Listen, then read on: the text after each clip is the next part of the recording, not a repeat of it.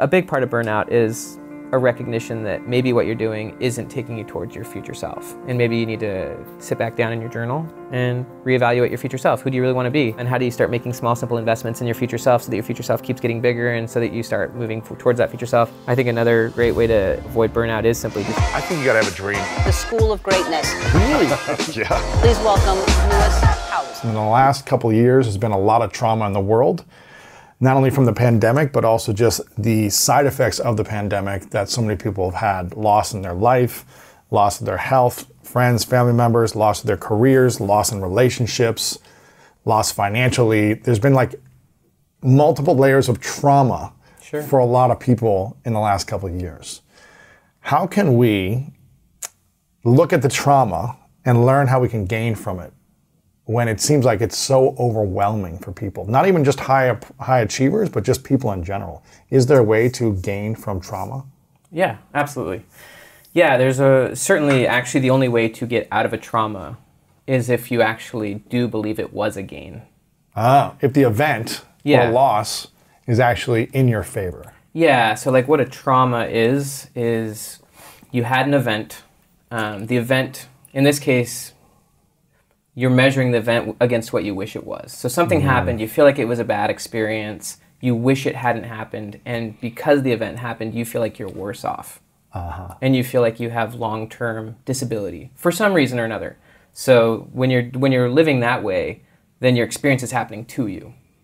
And what post-traumatic growth basically is you have an experience, but rather than the event happening to you, you actually happen to the experience. So you say, this is what happened, but basically, trauma is when something bad happens, and from a gap perspective, you're wishing it hadn't happened. And so you devalue the experience, and you don't want to think about it, and you say, this event made my life worse.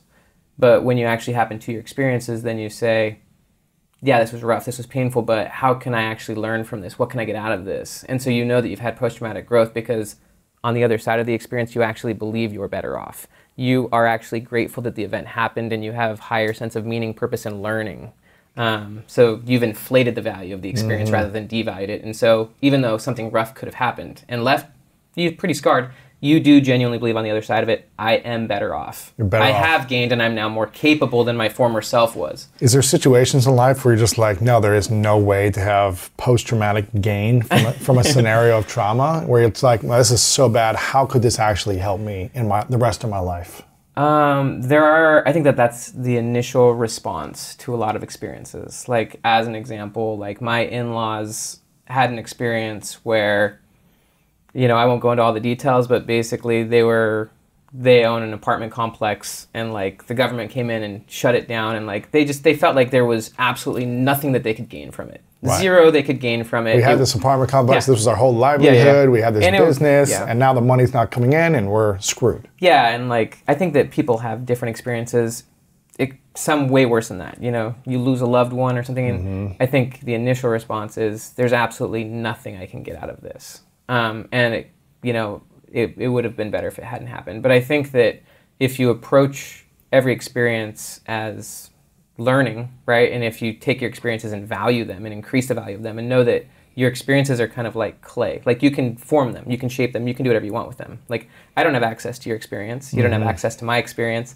you'll never know what I'm experiencing in this conversation. Yeah. And so I get to do whatever I want with my experiences. I can make them more valuable, I can learn more from them, I can increase the value of them, and I can be better off because of my experiences, and I can be grateful for my experiences, or I can be worse off because of my experiences and let my experiences, be the driver of my life rather than me being the driver of my own experience. And so I don't think that there's any experience you can have that you can't be better off without, if you choose to contextualize them in a way that benefits you and makes you better. Gotcha. Post-traumatic growth. Is there a process after you go through this traumatic experience on how to reflect and think about this? Yeah, so in psychology they call it deliberate rumination. Okay. I think that the first thing you want to do is certainly know that you're the one who controls your experience. You're the one who gets to decide what it means. You're the one who first off, you're the only one who has access to it. And so you get to decide. It's your experience, Yeah, like you don't get my past. Right. And so I think recognizing like part of a positive psychology or healthy psychology is you've got to have a positive past, which obviously you're the one who chooses what your past means, and also you want a compelling and exciting future, and usually those two things go together. But I think the first thing is recognizing, like, you get to decide what your past means. You get to decide what this experience means, and you get to decide how much value you give to the experience. And so, like, in really simple terms, you know, you certainly don't want to avoid it. You want to think about it, like, just as an example. And it could be something that happened 10 years ago or 20 years ago. Like, so, like, my parents got divorced when I was 11, and, you know, there was a lot of trauma, for sure. My dad became a drug addict and things like that. And I can go back even 20 years later, and I can go back and think about those experiences, and I can get more gains from those experiences. I can think about and learn more and more from my past. And so one aspect of it is simply just thinking about the experience. You could write about it and think about, what are all the ways that I've grown because of the experience? How has that experience increased maybe my empathy towards other people, or shaped what I do? That one example is me. Like, I don't think I wouldn't become a psychologist had it been for my experiences. I wouldn't have been able to, you know, I probably wouldn't have learned how to write and learned all the things I did without that experience. And so I can choose to say that experience led to a lot of benefits for me, and I'm really glad it happened. Gratitude helps as well. Like, when you're thinking about an experience, to actually choose to be grateful for the experience. And then just listing what from this experience do I not want? You know, that's just as much gains as well. Like, what about that experience do I want to avoid so that I don't have to deal with that ever again? And also, what about that experience can I use to help other people or to improve my life? And so, you know, I can go back to an experience over and over and over again and keep increasing the value of that experience and getting increasing learning from it. And you can do it in simple bullet points. Just, what are the things that I learned that now I no longer want to deal with or avoid because of that? What are the things that I'm now better at because of, you know, how did this shape my goals? Sure. So it's just a simple process of writing things down and then being grateful that the event happened and saying, because this happened, I'm now more capable than my former self. Right. And it seems like there's three, I guess, scenarios in life. There's our former self, our current self, and our future self. Yeah. The former is the thing that we ruminate and reflect on a lot, and the current is where we're at right now, and then the future is where we want to be. Is there other states, or are those the three main states? Those are, I mean, obviously. So Daniel Gilbert is a Harvard psychologist who spent an enormous amount of time studying, I guess you would call it, these three stages. And one of his famous quotes, he gave a TED Talk called The Psychology of Your Future Self. He spent a lot of time studying, helping people recognize that they're not the person they were in the past. And they're not the past. Oh, no. Yeah. I mean, you're not even actually the same person you were a week ago. Right. Like, you've had experiences that have slightly altered your goals, your aspirations, you know, even potentially your habits. And so there's actually a million versions of your former self. But yeah, you're not your former self. You have different goals. You're in a different situation. And so you actually see the world differently than your former self, and you approach things slightly different than your former self. And part of, I guess, the gain mindset is that you measure yourself against your former self and recognize how far along you are. And so even if, for example, one aspect of your life went downhill, like maybe in the pandemic, your business actually went down a little bit. If you're measuring yourself and saying, well, I actually went backwards, then you're in the gap. But if you're like, well, yeah, maybe my money is not as far, but I actually know more than my former self, and I now can think things through differently, so you actually are ahead of your former self. And then future self is obviously just specifically who you want to be in the future. And fixed mindset, like Carol Dweck's fixed mindset, is people who are overly defiant about their current self. They're like, this is who I am, this is who I'm always going to be. Their identity is very rooted in their present or their past. Whereas growth mindset, their identity is more rooted in their future. They have a more flexible identity. They're not as caught up in who they are today. They don't worry if people, you know, they don't need to have all the answers right now. Like, they don't have to have that perfect website, or they don't have to have the big business. It's like, you know what, my current self isn't the be all end all. My future self is going to be a lot further along, so I'm going to be a lot more compassionate towards my current self. I know my current self is very temporary. Yes. So it's okay if whatever I'm trying to do, it's not working perfectly. Like, I'll figure it out. My future self's a lot further along than me. They're a lot further developed than me.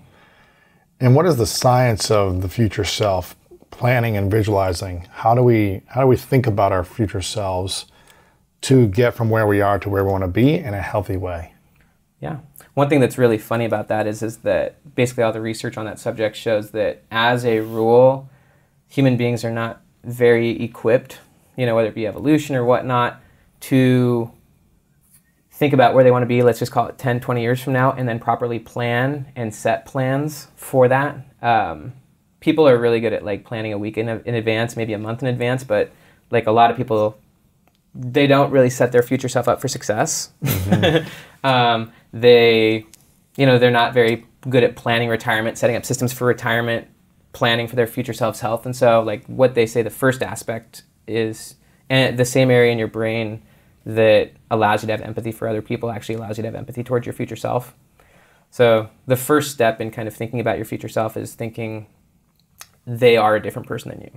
Like Lewis in the future is not Lewis right now. He's a different person. Yeah, Lewis in 5 or 10 years from now is going to have different goals. Absolutely. You're going to be in a different situation. You're going to actually care about different things.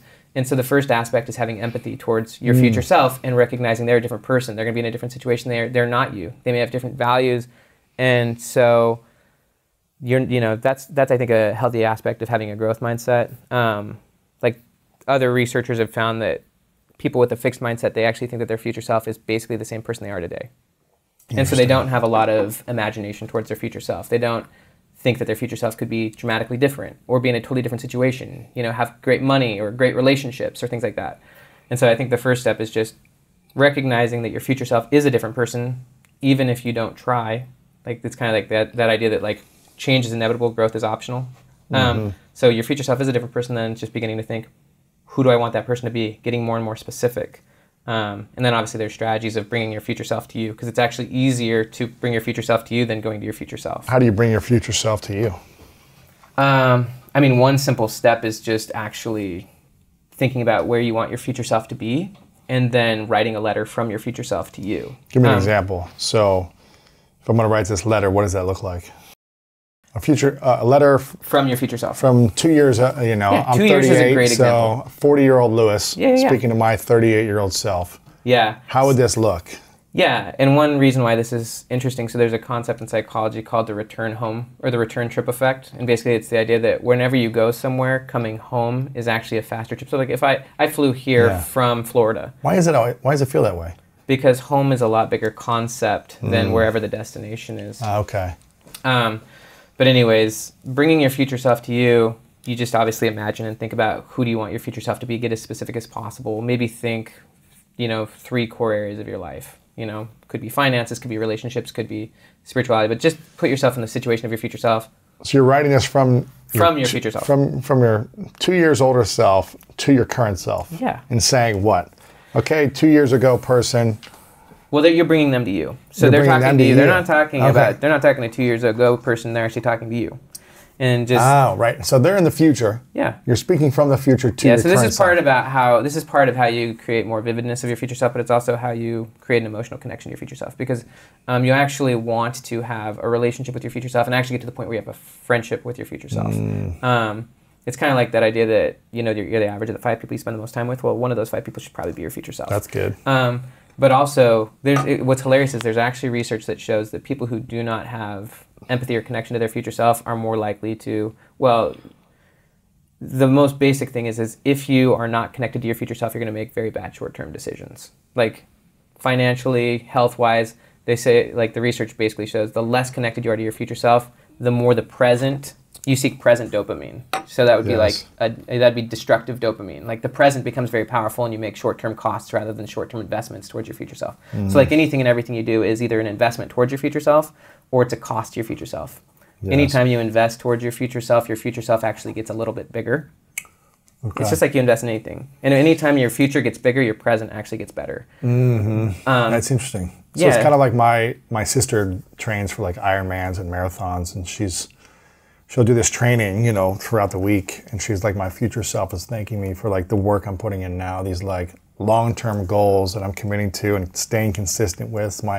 My health is thanking me in the future now. Yeah, when you're making short-term investments, you're making, and you actually emotionally love what you invest yourself in. You love what you invest in. So it's like as far as writing that letter, certainly you'd want to provide the context. So and you're talking as your future self. This is where I'm at. This is where my life's at. This is what I've done in the last 2 years.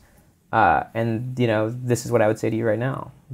Here's what you need to do to get here, or you could. Here's what you should look out for. Or here's where you should put your focus. You know, like Right. Stop focusing on these distractions. And you can do this a million times. It's not like it has to be perfect once. It's like drafting anything. You can try again next week and adjust it. You know, I think that's part of having a flexible identity and a flexible mindset. Is like right now your current self is temporary, and so in a week from now your current self will be a little further along. Your current self will know. You know, your future self even in a week from now will know more than you know, and so.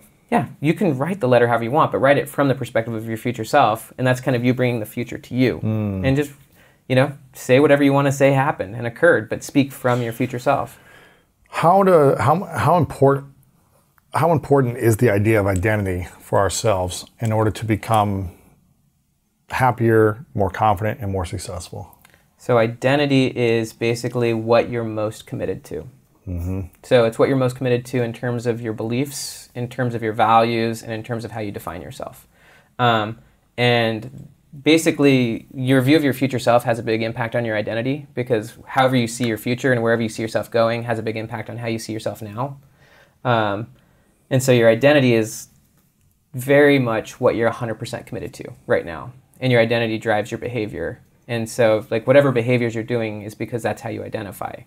And I guess part of a lot of this future self research and just strategy is to get yourself more connected identity-wise to your future self so that you're being and acting more as your future self rather than your former self. Yes. But yeah, identity is the driver of behavior. And Really? Identity is 100% what you're committed to. And so if you want to commit to something different, you know, that'll change your identity. Once you get 100% committed to something else, like whether it's, you know, at some point or another, my identity, I committed 100% to the idea that my future self was a writer. And so once you commit 100% to something, then you begin to identify with that. And your behavior then follows that 100% commitment. So how do we shape our identity to be the optimal for us to have the greatest future self?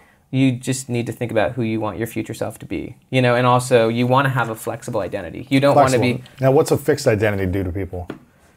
It's just essentially a fixed mindset. It's saying, this is who I am, this is who I'm always going to be, these are my This characteristics. is right, this is wrong. Yeah. So Adam Grant wrote a book called Think Again. And Think Again's all about recognizing that like you can change your mind. Part of that's not overly attaching your current identity to your former beliefs or like to your former goals. Even like your former self may have had goals that right now are irrelevant to you. Or even they had strategies. They did things that maybe even brought you to here, but maybe that's irrelevant to you right now because now you know more than your former self, and so now you can visualize a different future self, and now you need to figure out new steps. It's kind of like what got you here won't get you there. Yeah.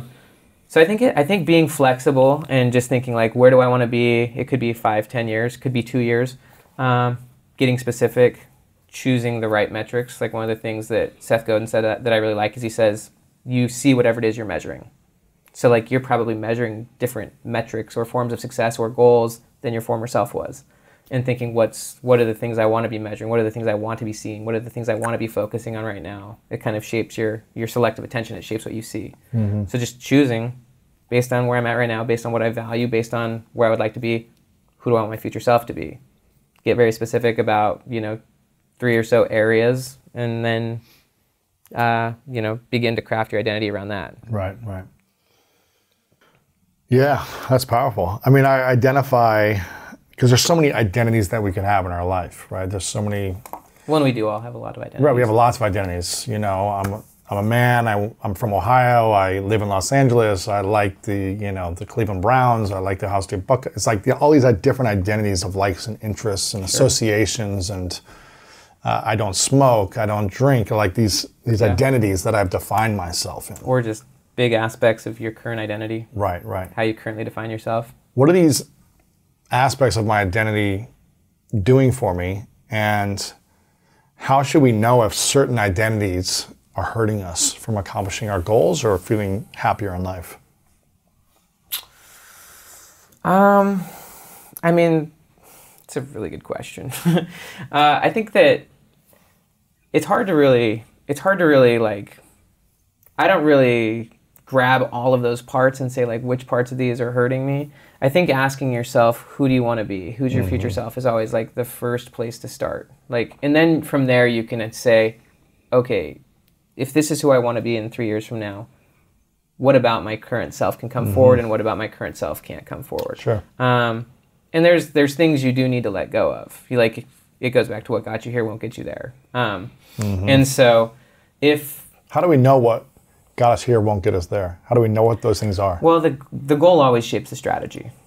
And so, you know, for example, like I do write books. And so I know that for me, my future self, I want my future self to keep writing books. And so there are certain things that got me here that I'll continue to do. But if I want to maybe write better books or write different types of books, there's certain things I've got to leave behind. Certain things that maybe, you know, like again, your identity is what you're 100% committed to, and what you're 100% committed to reflects your current results. And so if I want better results, the results maybe of my future self, who's, you know, maybe written better books or influenced, then I do have to genuinely say, there's things that I'm doing right now, part of my identity, how I see myself, maybe even part of my process that is keeping me where I'm at. And so, yeah, that's, I think, where you really get clear on the goal, and then you start to think, okay, how do I get up there? That's where you start investing in more education, maybe investing in, you know, doing a lot of coaching. Yeah, and doing a lot of deliberate practice, where you know, like I'm, just as an example back to my books, like I know I'm going to write more and more books, and so that's my deliberate practice. And so like, and I'm okay that my current self isn't there yet. I'm okay that my current self is a work in progress. I'm not a finished product, and so I'm okay that I'm not there yet. But I do see where I want to go, and I know that there's things I need to adjust in my process if I want to get there. Yeah. And so it's not like you're going to get all the answers immediately. You're not going to immediately be able to say, you know, here's the 3 areas of my identity that I got to toss out. But like in psychology, they view it as either you've got approach, motivation, or avoid. Approach is where you focus on what you want rather than focusing on what you don't want. Avoid is where you focus on what you don't want. Right. And so if you just focus on like, this is what I want. So who do I need to become to create that? Yeah. And then you start to invest in it. Like that goes back to investing in your future self. There's a lot of research that shows whatever you invest money in, you become more committed to. Sunk cost bias, endowment effect. Like you have ownership over what you invest in. And so if you have any goal, any desire, it could be to get in a relationship. It could be me to be a better father, you know, or whatnot. Like you see yourself in, you know, whatever vividness you decide to create there, whatever specific outcomes or experiences, and then you start to invest in that, start to learn in that, start to practice in that. Be very flexible with your current self and that you're not there yet, and get genuine feedback. You know, like get feedback along the way. But the more invested you are, and it's good to have deadlines. Like it is good on any goal. Even me wanting to spend more time with my kids, giving yourself a deadline so that there's some form of forcing function. And then just measuring the gain. Honestly, like going back to the gain, whatever progress you make, don't compare yourself with your ideal all the time, but actually say, this was my goal, whatever it was, to become a better writer or to be a better father or to be in a relationship. How am I doing now compared to where I was 3 months ago? Right. And actually documenting the learning, document the differences, see your current self as different from your former self 3 months ago. So what is the problem most people have? They see the gap of where they want to be, and they see what's in the gap, and they think about how to get there. What's the problem with just seeing that and not seeing the gain that you've already accomplished since yesterday or last month or last year or last decade? And how do you measure and manage both? Where you are to where you want to be and where you've been, and really using that as a springboard to the next step. Yeah. So when you're in the gap, and again, this idea originally came from Dan Sullivan. He's, you know, the co-founder of Strategic Coach. It's a coaching company that's been around for like 40 years. I read his little version of The Gap and the Gain 3 years ago, fell in love with the idea, and started writing articles about it, and then was excited enough to turn it into a book. But the gap is where you're measuring yourself against your ideal, wherever you want to be. And so, like, I have different ideals than I did 3 weeks ago. You know, like, because I've learned things that I didn't know 3 weeks ago, maybe something really cool happened. Or, you know, I certainly have different ideals than I did 5 years ago. My ideal maybe 5 years ago was that I wanted to be a published author. Yes. But your ideals always keep growing and changing. They're kind of like the horizon in the desert. You're never going to get to the horizon and it keeps moving. But if you're constantly measuring yourself against that ideal, then you're always feeling like a failure. Because you're never actually there. You're never there. It's always moving. Yeah, so so from that standpoint, it really doesn't matter what you've accomplished. Like everything you've done, or everything that anyone's done, anyone listening to this, it doesn't matter what you've done if you're always measuring yourself against the moving target. In psychology, they call that the hedonic treadmill. It just keeps you feeling like you need more and more and more in order to feel happy. successful. Yeah. But it's an insatiable need. You don't actually need anything. Right. And so, yeah, and by the way, the gap happens in small ways. Like, for example, my wife makes dinner for our kids, and they come down and they're like, oh, it's not what we wanted. Like, that's measuring what's on the table against what is the ideal in their head. The expectation. Yeah. And so so you're always devaluing anything when you're measuring it against your ideal. And if me for an example as a parent, if I'm watching my son play tennis and then the only thing I see is the shots he's missing, and then I go up and I say, dude, look what you should have been doing this and this and this and this, then I'm always moving the target of success for him. And so now I'm teaching him to measure himself against my ideals, which are always changing, or against, versus saying, how are you doing compared to what you were doing 3 weeks ago? What have you learned? How are you better than you were a month ago? And so the gain is obviously where you actually appreciate your progress. You recognize that you are further than your former self. Like in measurement terms, what do they call it? Well, you're always measuring yourself against a reference point. So we're always trained to measure ourselves against reference points. Right. Why does it seem to be most of us reference ourselves against other people? We're trained to.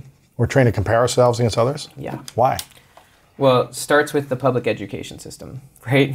Who's got the top grades? Who's number one in the school? The reference point in school is test averages or whatnot, like general averages. You got an A, she's got a B. So you're given a reference point by the education system. It wasn't created by you, and you're measured on it against other people. So you're competing against other people, right? And so you start with external reference points that you're measuring yourself against. Then you've got social media where it's all of these, people with six-pack abs and all these things and telling you what success is. And so we're trained by society to have external reference points and always be measuring ourselves against either externals, ideals, other people, and never measuring ourselves against an internal reference point, which is me versus me 3 weeks ago, me versus me 4 years ago. And so I think a huge beginning point to being in the gain, or actually even getting to know yourself, is stop measuring yourself against ideals, start deciding your own internal reference points. How do I define success? What matters to me? How am I doing on that definition of success versus my former self? And starting to just measure Benjamin Hardy or whoever's listening, just measure yourself against where you were before. That's the only accurate measurement, because that's the only thing that had a decent starting point. If I try to measure myself against you, what would the measurement be? Would I try to measure you, me versus you on a podcast? I don't have a podcast, so immediately I'm a failure, right? I could probably try to find ways to measure myself against you so that I feel like I'm beating you, but we both have different goals. We have both different starting points. And so the only thing that I can accurately measure myself against that makes any sense is my former self. And so if you start just measuring yourself in that way, then you can see your progress. You increase the value of your past. You increase the value of your present. And then from there, you can have more of an intrinsic motivation to say, what are the targets I actually want to set? And who cares what anyone else is doing? And also, who cares what anyone else does to evaluate my progress? Because the only person whose opinion of my progress that matters is me. Right. Your opinion of my progress doesn't really matter. The only person whose value, of my progress that matters is me. And I get to decide that. But if I'm in the gap, I've devalued all my progress because I'm saying, why am I not there? So it's pretty destructive. Yeah, it is. So always be looking at the gain in order to find kind of peace towards your goals of accomplishing your goals, where you are to where you want to be. Don't compare to other people is what I'm hearing you say. Compare to where you've been and how far you've come. What if someone can look at their past and say, well, I haven't really done much, and they're not proud of the gain because they're like, well, I'm still stuck.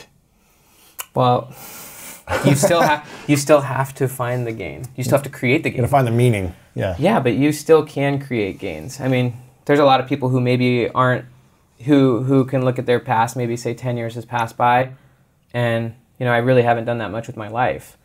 But that's, again, devaluing your own past, devaluing your own experience. Certainly if you look back and again, you probably feel like a failure because for some reason or another, you're still comparing yourself with maybe where you thought you should be, or where society thought you should be, or where your parents thought you should be, or and so the only reason, again, you feel like you aren't doing well is because you're in the gap and you're saying this is what I should have done or where I could have been.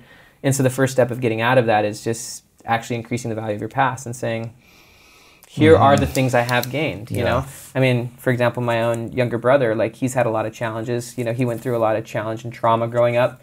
And, you can feel like a failure if you keep measuring yourself against other people.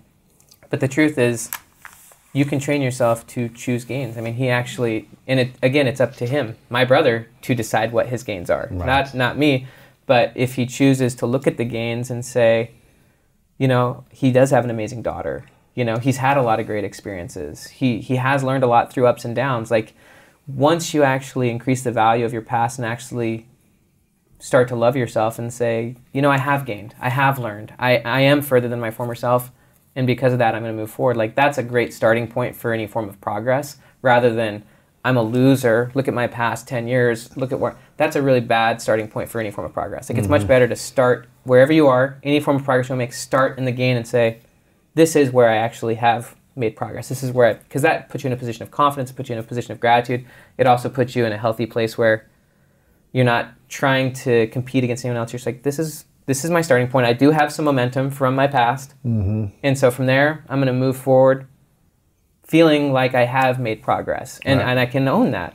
Whereas if you're always starting from the vantage point of, I'm not where I should be, or I'm not where I could be, or, you know, the last year was then you're trying to, like, fix something that's not really broken. Right.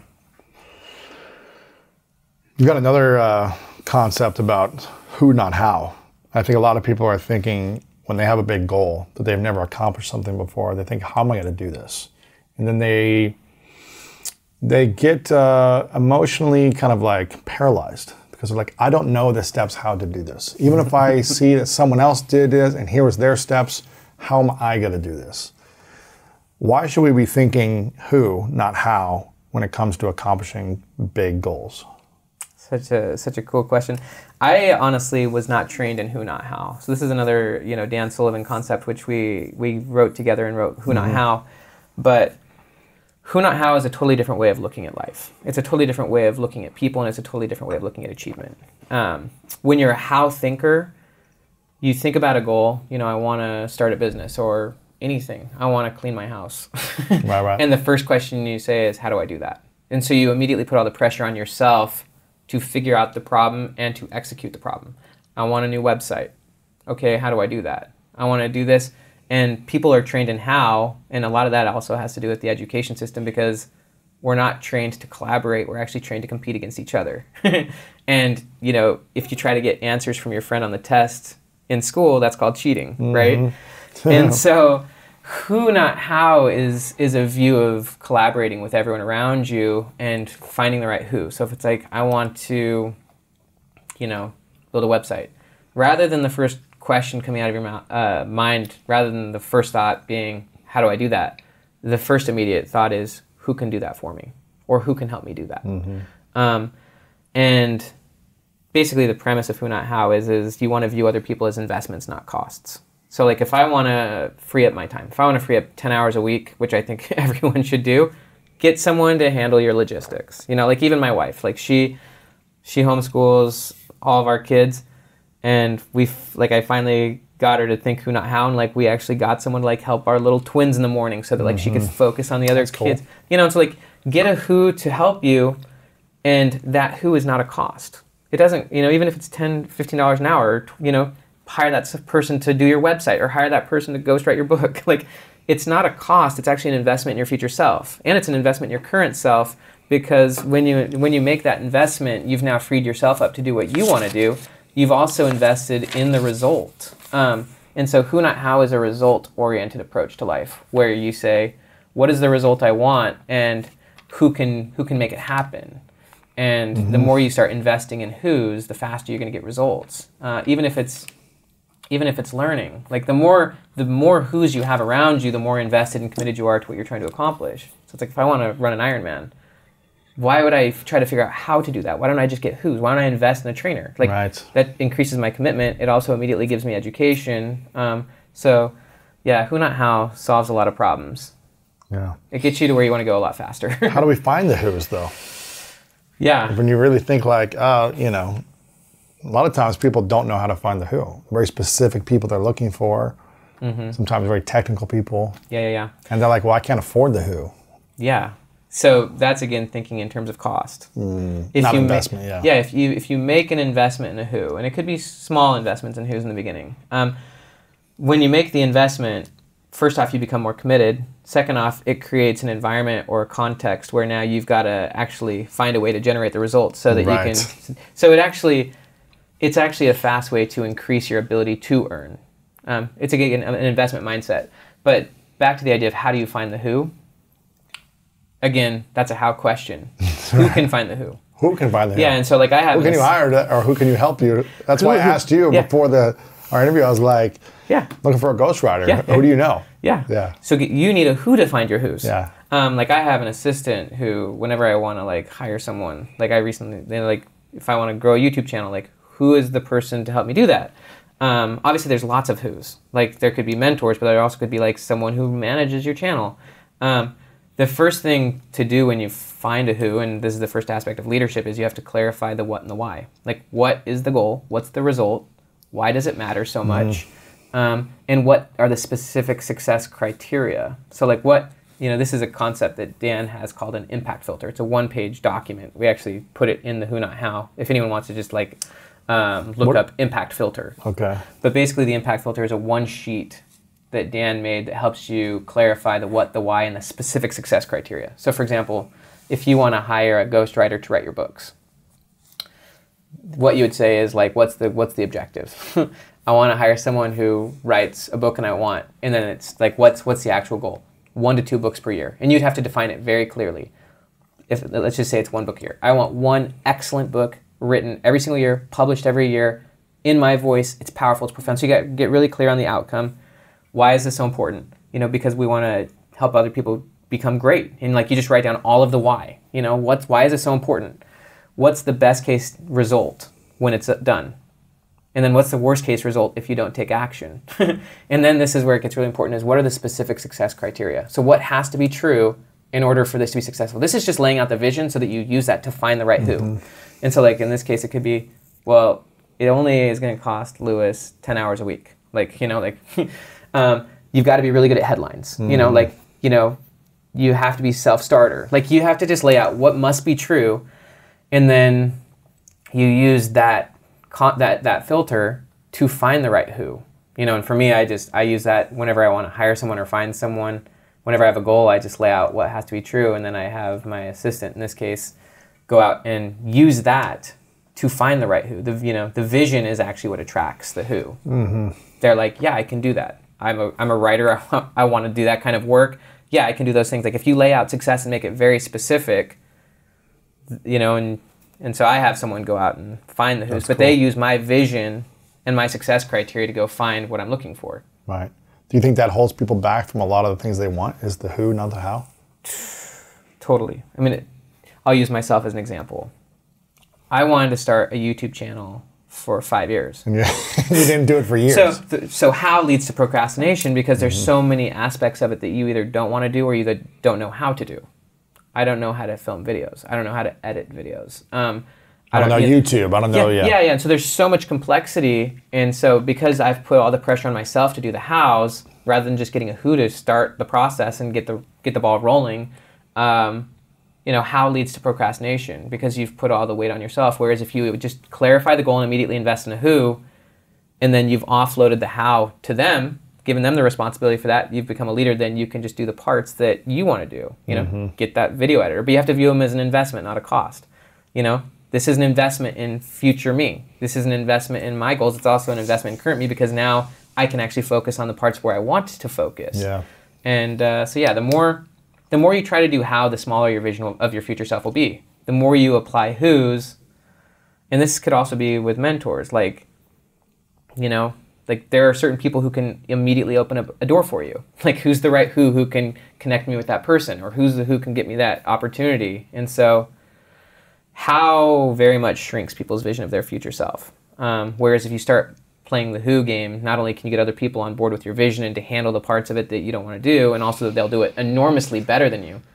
One of the things that holds people and faster back, than you. Yeah. One of the things that holds people back from who is that they don't trust other people. Right. A lot of entrepreneurs think they can't do it as good as me, or they can't do it as fast. Pure ego. You have to trust other people. You have to clarify the vision, and you've got to trust that not only can they do it better than you, they want to do it.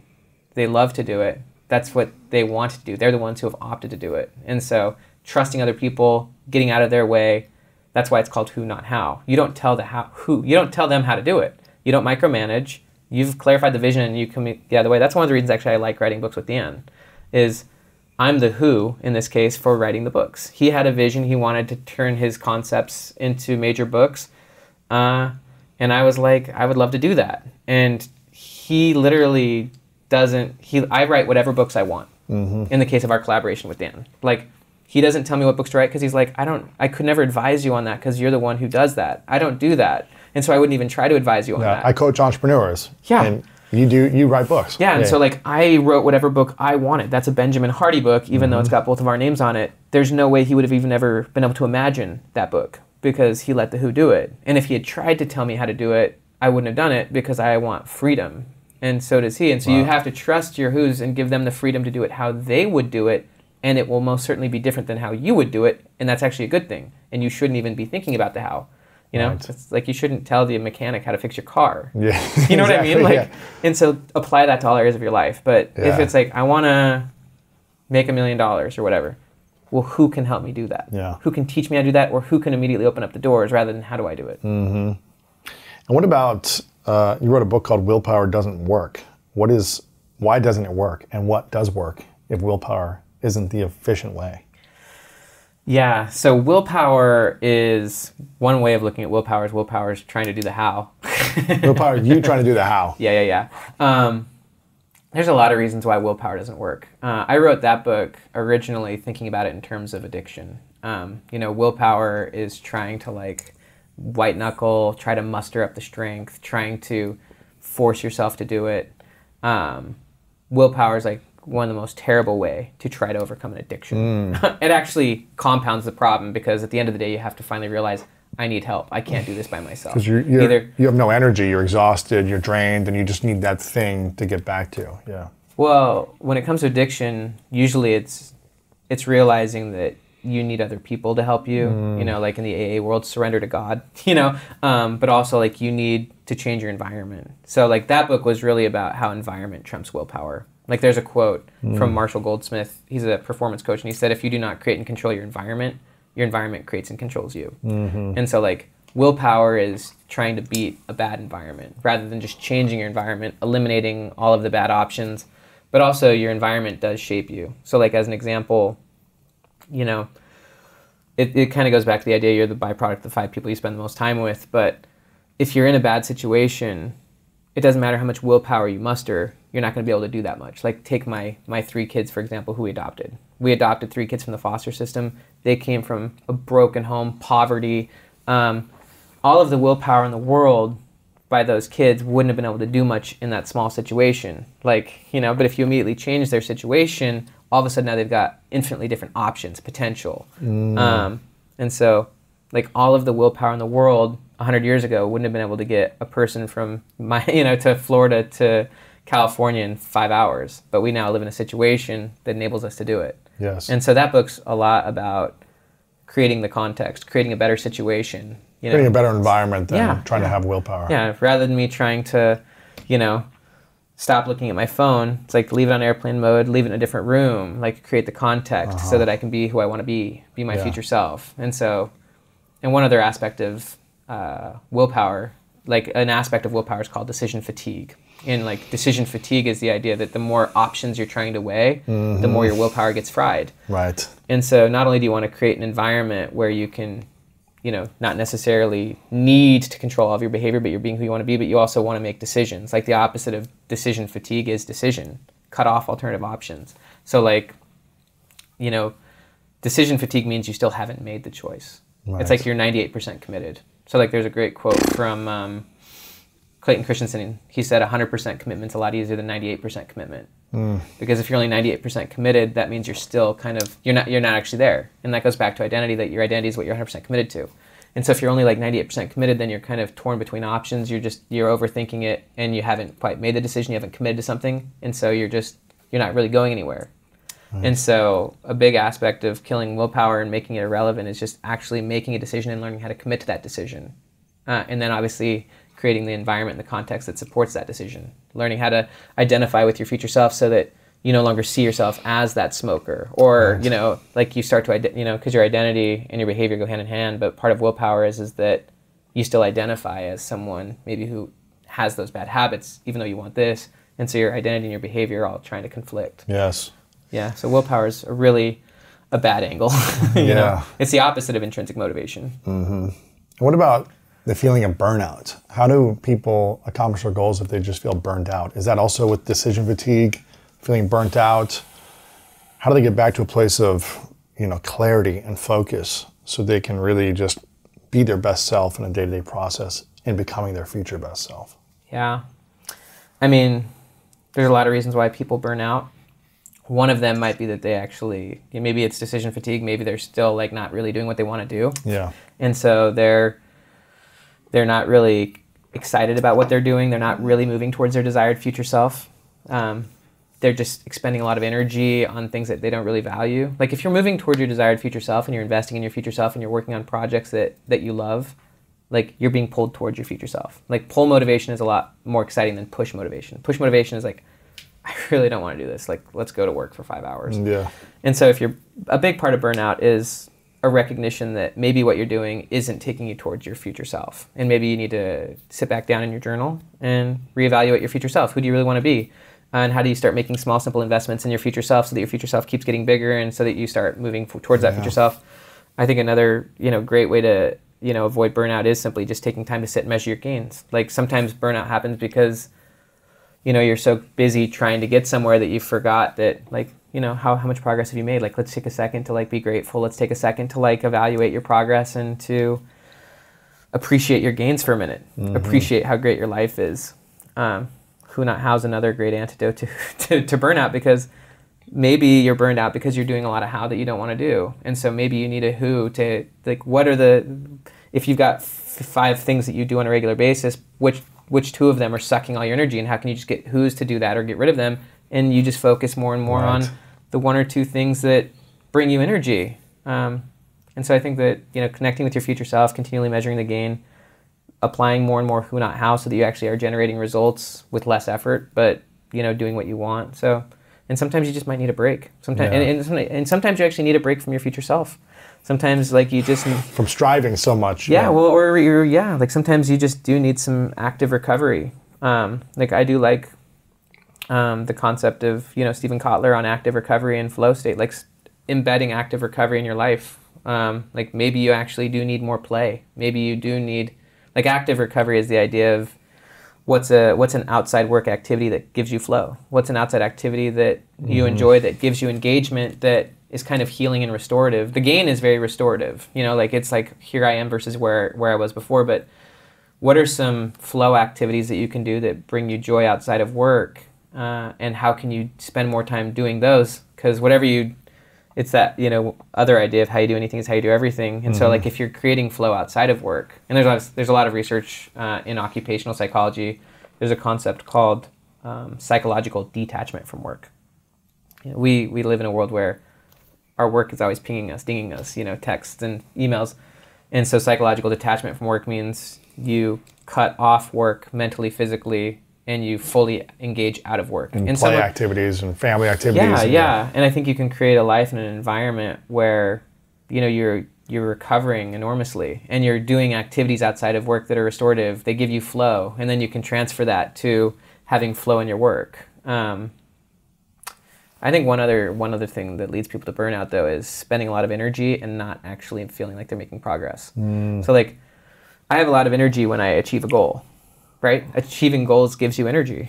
It's exciting. And so if you actually, like, give yourself deadlines, and if you actually, like, create a result and you actually watch yourself succeed and you just build some confidence because you just measured yourself against where you were before you achieved the goal rather than against your ideal, like, you're seeing yourself move forward, and that gives you excitement. Like, success creates confidence. Success creates motivation. And so watching yourself get small wins and watching yourself get big wins gives you energy. Right. What's the one thing that holds you back from where you are to where you want to be? I go in the gap a lot. Yeah, I go in the gap a lot. Where I think about all the areas of my life that I wish I was where I was at. Currently, you wish you were. I can measure myself against my own ideal, and then maybe it starts to feel like that's no longer possible, or that I made a mistake and now that door's closed. I should have started 5 years ago my YouTube channel. It's already too late, or something. Yeah, or just any other dream that current Benjamin Hardy's coming up with versus, and And so then I start to be in the gap and not feel great about my life, and then I start missing all of the greatness around me, all of the just beautiful things in my life. And so, yeah, I think... So it's getting back to the gain, what you've gained in the last month, in the last year, in the last 5 years. Yeah, looking at your life, looking at all the gains, looking at the amazing people in your life, being genuinely humbled. You know, I have 6 beautiful kids, you know, like, you know, actually giving them the love that they deserve, and actually loving them and just being blown away by my life. Yeah, I think that the thing that holds a lot of people back is just that they don't love their life. They're still trying to get there rather than being here, you know? Love where they're at. Well, yeah, and appreciate where you're at and value where you're at. Doesn't mean you can't keep going. It doesn't mean you can't, you know, I have goals. I have a future self that excites me and that I'm investing in every single day. But if you feel like you need that thing in order to make you feel happier, make you feel worthy, then that's the gap. You know, you feel like there's something missing.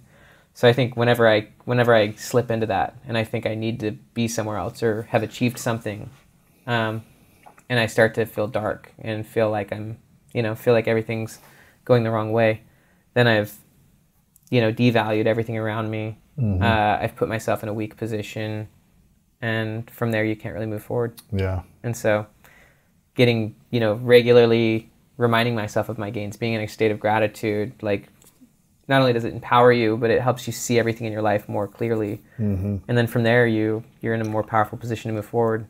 But I think that recognizing you don't need anything.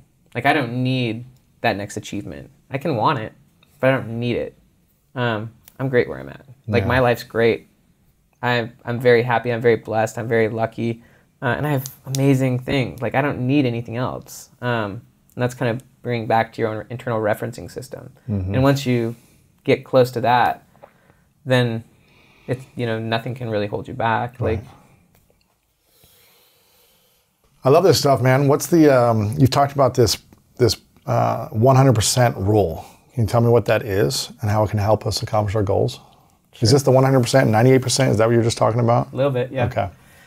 Yeah, I mean, that goes back to identity and commitment. Like, 100% commitment is much easier than 98% commitment. Because if you're 98% committed, then you haven't connected your identity to your future self. You haven't connected your identity to where you want to go. You're still in decision fatigue. You're still in paralysis by analysis. And so 100% really is a lot easier. It's a lot easier when you just say, this is who I am, this is who I'm going to be. You're no longer hiding from your future self. You're no longer hiding other people from it. It's like, this is what I'm going to do. This is what I'm... Like, I think the 2 hardest things in life for people are, what do I commit myself to? What do I want? And then how do I get myself committed to it? Like, you need to know what to commit to, and you need to know that you can already have it. You know, you can commit 100% to it. Yeah. And so, yeah, once you get 100% committed, you've made the decision. You start investing in that future self. You're no longer hiding it. You start to, you start to develop the narrative of your future self. There's a great quote from Michael Jordan. He said, once I made a decision, I never thought about it again. You know, so it's like, it's getting to that point of decision. And actually, there's another great quote. This is actually my favorite quote, Lewis. It comes from Robert Brault. He said, we're kept from our goal, not by obstacles, but by a clear path to a lesser goal. So, say it again. I'll say it again. It takes a second. We're kept from our goal, not by obstacles, but by a clear path to a lesser goal. Ooh, that's interesting. So it's not the obstacles between you and your goal that's stopping you. You can go through those obstacles. You can learn through those obstacles. Your future self's capable. Your future self's figured that stuff out a long time ago. It's that you keep investing in lesser goals. It's because you keep, and it's because there's a clear path. Safer, smaller goals. Yeah, and that's the 98% commitment. You're still actually entertaining those lesser goals. You're still saying yes to situations, opportunities, people that your future self would have said no to. You know, if you're still saying yes to things your future self would say no to, then you're still saying yes to lesser goals. And so part of getting 100% committed is actually finally saying and being able to discern, I'm not going to invest in that anymore. Like, that's a lesser goal. That's something that former Ben may have been interested in or would have even aspired to, but it no longer fits, or it's a distraction. And so, getting better at uncommitting to those lesser goals and actually recognizing when you are spending time on things because you're not going through the obstacles and just not investing and committing 100% in the future self that you want. Right. It's so interesting you say that because sometimes I look back 10 years ago and I say, wow, there's so many things that I did for whatever, $500 or $1,000 that $100,000 I say no to now. Yeah. For the same things. And I'm like, gosh, it's crazy to think that at one point, the person I was That was your former self, man. would have, been like, this is insane, 100,000 grand for this thing. And now I'm just like, nah, it doesn't fit where I'm at right now. The time isn't meaningful or it doesn't like work for my situation. It's cool to see the gain. It's massive. Of how far you've gone if you're willing to reflect back all those years. But I think sometimes we don't look deep enough into that. Well, in life, in the moment, could be punching you in the face. Yeah. You've got that deadline, or you've got that goal, or something might be falling apart and stressing you out, and so you're like, I'm dealing with this problem, and you forget that actually, like you just said no to that $150,000 opportunity that your former self would have spent, and so it is nice to regularly reflect on that, and to it's not always about like patting yourself on the back, although that is a much better way of living than being a drill sergeant on yourself. Yeah. But yeah. And also a lot of your lesser goals are the thing, they were maybe the number one goal for your former self. Like that might have been the thing that got you here, but it's not going to get you there. And so like you got, what you want now and what you know differently than your former self. And also maybe you have different goals. And so you can say no to a lot more things than your former self could have said no to. That's actually how you advance, is that you're now saying no to things your former self was saying yes to. Your former self was saying yes to $150 to do that opportunity. Right. But you now say no to that. And so it's like, well, what does your future self say yes to? What does your future self, what do you want to commit to 100%? There's a really humbling quote. It's from the book, The 15 Commitments of Conscious Leadership. And they basically say that you can know what you're committed to by the results you're currently getting. Right. That's what you value with the results you're currently getting. Yeah. Yeah. It's like you're not committed to what you want. You're committed to what you have. If you were committed to something else, you'd have something else. And so like that's where you have to say like, okay, this is what I'm committed to. Like whether it's my weight, whether it's my income, whether it's I'm committed to this because I keep doing it. Based on results, this is what I'm committed to. Yeah. Like whatever results you're currently getting, that's your commitment, and that's your identity right now. And so a big part of, well, what is the goal? What do I actually want? Who is my future self? What are all of the lesser goals that I keep distracting myself with because I don't want to go through the obstacles or because I don't want to commit to my future self? And then the more you start saying no to those lesser goals, then you're actually making investments in your future self. You're actually saying, I'm going to say no to that now because my future self would. Right. I'm going to say no to that opportunity, that relationship, or that bad habit. Yeah. And that literally goes straight back to like the more connected emotionally you are to your future self and the more committed you become to your future self, the more you make high quality decisions in the present that are investments towards that future self. Absolutely. I love this, man. This is good stuff. BenjaminHardy.com. You're all over social media as well. Where do you hang out the most? Which social media platform these days? I think really Twitter, Facebook, Instagram, or are you? I mostly just starting on YouTube. So I've got it's mostly just YouTube, and then I'm in the books. So that's kind of where I'm at, man. What's your YouTube? I think it's Benjamin Hardy on YouTube. Yeah, Dr. Benjamin Hardy or just Benjamin Hardy. Okay, cool. I'll make sure to link that up here. So go subscribe. He's finally getting into YouTube. So I've been doing it for a year. I've been doing it for a year. My current self's a lot further than my former self, man. I'm in the game. I've been doing it for a year. But you thought about it for 5 years. Yeah, I got 40,000 subs, but my future self has a lot more, man. That's great, man. But I'm in the game.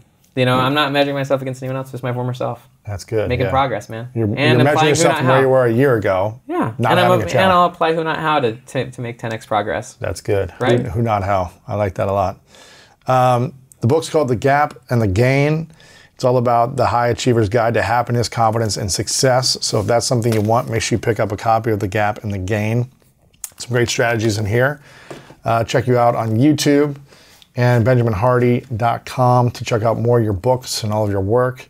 A couple final questions for you. This one's called The Three Truths.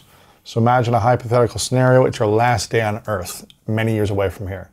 You get to live as long as you want to live, but eventually it's your last day. And you've accomplished all the things in the game that you want to accomplish for your future self. You become those things. Sure. But for whatever reason, you've got to take all of your work with you or it goes somewhere else. But all of your books and content and YouTube videos that you've been building for years, they're gone. And you get to leave behind 3 things you know to be true, 3 lessons that you would share with the rest of the world. And this is all we would have to to kind of remember your work by, are these 3 lessons of life. What would you say are those 3 truths for you? One is definitely that the view you have of your future is the thing driving your present. That's the direct driver of your present, whatever view you hold of your future self. In psychology, they call that prospection. So like, literally, whatever view you have of your future self is the thing driving your present. Like, if you believe in a God, like that's going to obviously impact your future self, you know? And so, yeah, your whatever view you have of your own future and whatever committed view you have of your future is the driver of your present. And a connected concept with that is that the bigger your future, the better your present. Ooh. You know, so like that's the only, you know, like having a bigger future, whatever that is for yourself, it could involve, you know, achieving a goal, or it could be your views of the afterlife, but the bigger the future, the better the present. And your present is being driven by your future. So that's one. I do like the quote for me that no other success can compensate for failure in the home. For me, my family is probably a much higher value than anything I achieve. You know, I just love investing in my family. So invest in your family. Oh yeah, invest in my kids, and you love what you invest in. I mean, that's a big part of that one. Is you love whatever you invest yourself in, and whatever you invest yourself in, you're committed to. And whatever you invest in is a big view of your future self. Whatever you keep investing in, it's because you have some future self in that area, and whatever you invest in, it becomes bigger. Even bad habits, like those become bigger too. Certainly those are the things I want to invest myself in. So I guess the third one, I'll just make it simple, is the third one is, you know, you love whatever you invest yourself in. Whatever you invest in, you become committed to, and whatever you invest in compounds and becomes bigger. And so you have to decide, what do I want to invest in? Because whatever I invest in, I become hyper committed to. And whatever I'm committed to is my identity, which is shaping my behavior. And obviously, the more you invest in, the bigger your future self becomes in that area, for better or for worse. Right. And so, yeah, the more investments you make in your future self and the one you want, the more committed you get to that future self, and the bigger it gets, the better your present gets. And then your present becomes beyond the dreams of your former self regularly. Right.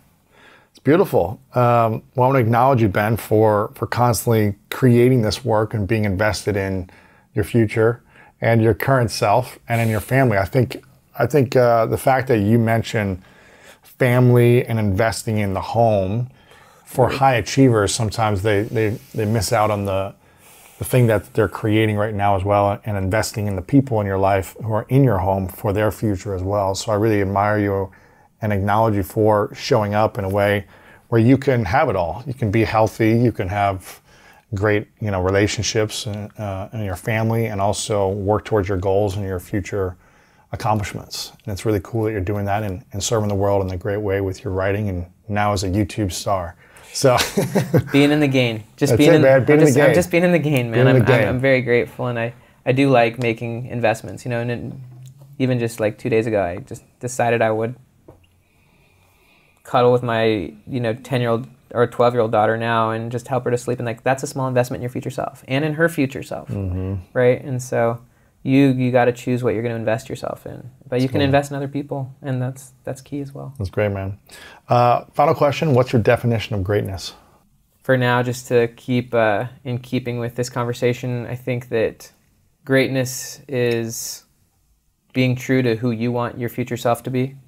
You know, not chasing lesser goals, uncommitting to lesser goals, but just being, I think that's a good definition of success for me, or greatness, is that you're actually being true to the future self you want to be. Doesn't mean you have to be there yet. You don't need to go in the gap. My current self is not the be-all and end-all. I'm going to get there, but that I'm investing in my future self, and I'm being more true to the future self I want to be than to someone else. Yeah. And then also just staying in the game, measuring myself only against my former self, not against you, not against anyone else.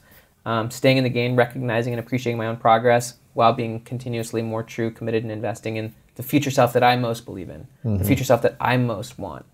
I think that's pretty close for me. Love it. Dr. Ben Hardy, thanks, man. Appreciate it. No worries, bro. Good stuff, yeah. If you enjoyed that interview, then I know you'll love what we have coming up right now. Was there ever a moment where you didn't unconditionally love yourself? And if so, when did that shift where you stopped that and you started saying, okay, I appreciate myself because of my contribution and my service and who I am? When was that shift?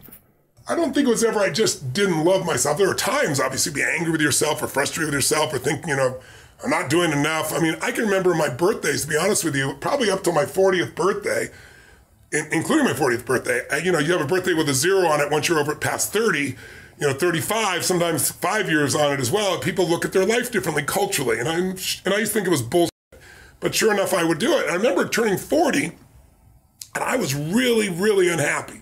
I was like, Jesus, I've not done enough. I've not helped enough people. I'd helped tens of millions of people at that point already, done all over the earth in 100 plus countries at that point, but it was still kind of stuck in my head. So I would earn the love by over-delivering, change somebody's life. Like, I don't get it because somebody says, oh, I love you, Tony. I mean, I appreciate that. Or, oh, you're the greatest. It's got to be my standard. My standard's higher than their standard for me. Right? So when I get up and someone's going to kill themselves and they're suicidal and boom, turn around and they're no longer not going to kill themselves, but they're transformed, their life is there. That's when I go, okay, now we've hit the center of what I'm made for. Now, I deserve to feel this euphoric feeling within myself and appreciation. And even then I still know it's God coming through me. I don't have the delusion it's just me. But I think sometime after 40, I finally saw the stupidity of it. I accumulated enough that I looked at life with fresh eyes.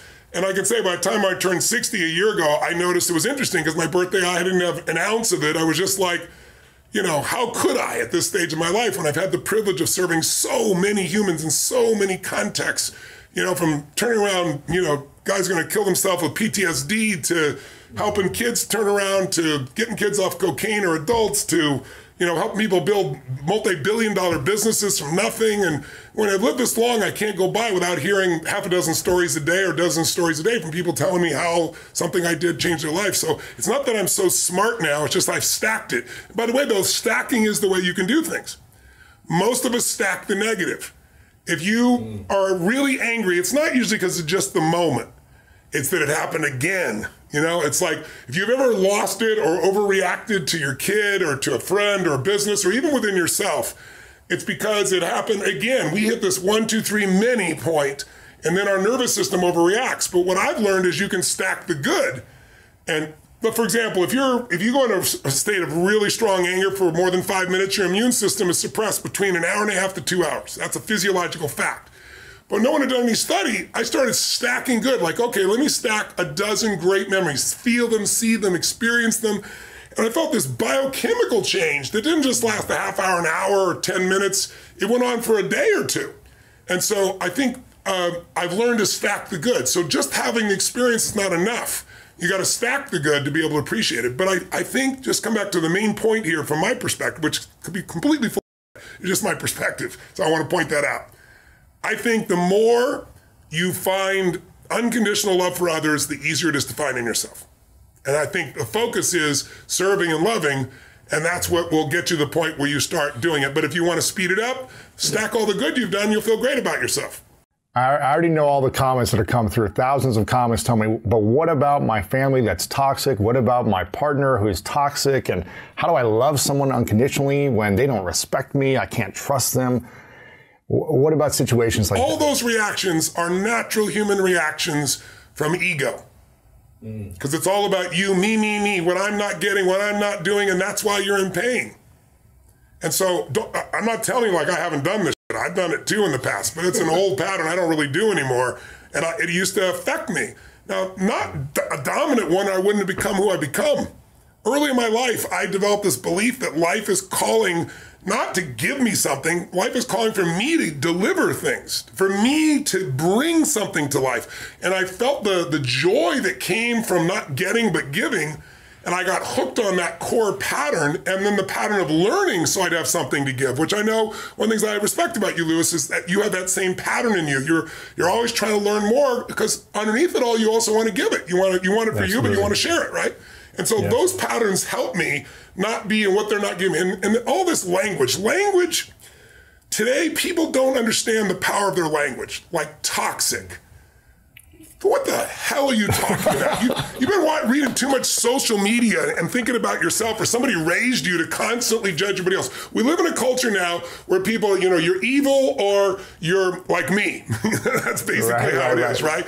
The whole world, everybody else is immoral unless they do what you do, think what you think, experience what you think. I mean, being a liberal, I was a liberal, right? Being a liberal growing up meant I would fight for your ability to say and believe whatever you want different than me. Today now, everybody wants everybody to think the same thing. Otherwise, they're evil, or otherwise they could hurt me. Whatever happened to sticks and stones will break your bones and words will never hurt me. We have this whole thing that words are evil. Words are action. It's bullshit. And all it does is make you incredibly weak as a human being. And you're more than that. We all are more than that. But you know what? Like a kid that's never broken their bones, definitely afraid of breaking the bone. But if you're a kid and you're rough and tumble, you broke multiple bones and they healed, you don't have any fear of it. There's so many kids that have been raised to be safe and secure every moment. Anything that's insecure or unsafe, they don't want to be a part of, including language. And what it does is make you incredibly weak and fearful. And that's why there's so many people that are abundant that are angry all the time. Because they're angry because they're not growing. So don't get me wrong. I know some people are not a good influence. I'm not denying that. I'm just saying you're more than somebody's influence unless you obsess about it every moment and make them wrong so you can make yourself feel superior morally, psychologically, or spiritually. That's bullshit. Stop the pattern. We've all done it. Catch yourself. Because if you want joy, happiness, and freedom and an extraordinary life, it will not come from blame. Never. There's no pride that comes from blame. I don't mean fake pride where you make up to feel good. I'm talking about real pride. Pride is something you earn. Like people tell me, oh, I have no self-esteem because my parents used to say this or they'd say that. I'd say that's such bullshit. I'm not saying it's bullshit they didn't say that. I said it's bullshit, that's why you don't have self-esteem. Self-esteem does not come from what people say about you. Self-esteem comes from what you experience about yourself. See, someone can tell you your whole life you're a piece of crap and part of you can go, you're full of it, I'm going to show you. Lots of people have done that. They never bought it. Or someone tell you you're beautiful your whole life. You go, I'm not really beautiful. So what people tell you doesn't matter at all. It's what you stack. It's what you assemble. It's what you create. It's the habit of what you put in your head. And today I don't blame you because we got a whole culture that's always blaming somebody else for something in their life. But blame is not a strategy for pride. That's why you listening's blaming people. They're all angry all the time. Listen, if I wanted to blame, I grew up in an environment, I didn't even share it till my mom passed, and even then I didn't share. I grew up in a pretty rough environment. My mom was a beautiful soul, but when she drank alcohol and she mixed it with prescription drugs, it was a different creature, and it was a violent creature. And I have a younger brother 5 years younger and a younger sister 7 years younger. And my mom would get nuts. And I didn't want them to get hurt. So I was 5'1" in high school. She grabbed me by the hair and smashed me against the wall till I bled. Now, I never shared this, and I'm not denigrating her in any way. I only shared it like 4 or 5 years after she died because I was talking to a group of kids in New York City, all without fathers, 80% African-American, about 20% Hispanic out of their group roughly, no white kids, and I'm talking about your biography is not your destiny. And it doesn't matter what you've been through. What you decide now is what's going to control your life. What you decide each day going forward is going to decide your life. And I can look at them seeing me, and I can read their minds. This big, tall, white, rich guy is going to tell me biography doesn't matter. So I said, let me tell you my story. And I told them the whole story, way more than I'm telling you. And every one of them was crying their eyes up when they're done. I said, look where I am right now. Because I wouldn't assemble the story that my past equals my future. The past only equals your future if you live there. If you're using a rear view mirror to guide yourself, you're gonna crash. So what you've been through is horrific. What you've been through is unjust. I'm on your side. But if you hang on to it, you have no future and you have no one to blame but yourself. And these kids, to their credit, man, they just responded to the challenge because they first cried their eyes out hearing all the stories. My mom would think I was lying, and I wasn't lying. She poured liquid soap down my throat till I threw up, and I wasn't lying. So it's not the physical abuse, it's the fact that this is the person you love most that's trying to hurt you that messes with your head. So I could have been messed up for life, but I didn't. Because something inside me says, I'm responsible for this life. And part of that is because I started reading when I was 13, 14 biographies of people, the greatest people in history, and reading their lives and finding out, guess what? Their lives were far from perfect. Some of them had worse lives than I had. But when you have no reference and all you do is go online, you talk to other people, making everybody else toxic, and I'm like this, and they didn't do that, then you get to have this shitty life just like those other people. Why are they online so much? Because they don't have a life. Right? Don't be one of those. Free yourself from the chains of your past. I'm not saying your past doesn't matter, but listen, my mother, I tell people this all the time, and it's the truth. If my mother had been the mother I wanted her to be, the mother she should have been, I would not be the man I'm proud to be today. Because I had to become a practical psychologist way before any schooling, figure out when's she going to go in a mood? How do I change her state? How do I protect her from the kids? It felt life and death, and it was to some extent. So I developed skills at such a young age. Then when I learned things, I just added to my skills, but I had a core sense of certainty that I could turn anybody around because it started with my mother. And thank God for her. And she encouraged me in so many ways. She did so many great things. And she loved me, even though it didn't look like it at times. So, right.